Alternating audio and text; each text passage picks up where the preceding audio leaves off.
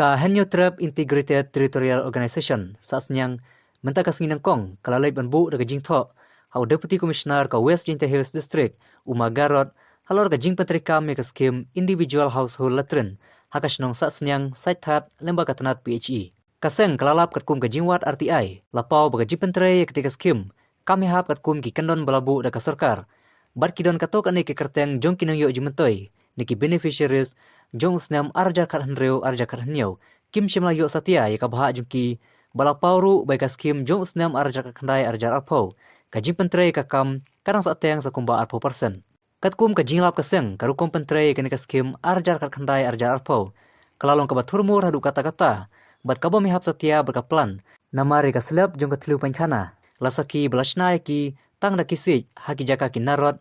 bat kane kapau baki don katok ane gibreu kibadon kti hakwan pentre kene skim lembaka village water sanitation committee kibatmu tang namta ka jimto shimer ka jongki kaseng haka jingtho kalkan tujur UDC ka district bon shim khiai kene kam bat banle ek badan kam katkum ki kanon joka ain khana ma kanon kano ka jingbom club yaka hok jong pajba nosong snong kasas nyang saithat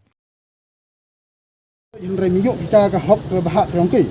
bat kapau ra husnam arjar kakende arpau da keskim da man gu sating bat da sakhile dikipajba katu kipajba wa ya kene keskim penhana da chna da kichken bat kisen ya hai thau narat hakitu gislap yang penhana da chna hakitu githlu da chna do sek do chicken da halor kene nongrem ikam keseng ni percha juri percai bu pentre kam kene kiskem percai wa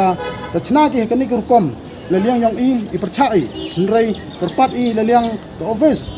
wat beni ago yekini kinong pentre kenang wa ulat bait go ulat naganunu kecing bam nya benta ke poisa pa ba terman ni wa yo sak ikam ga seng bodiani lada inunu kecing gut i nang yai bodiani nang wa yo ka hok yang pa ba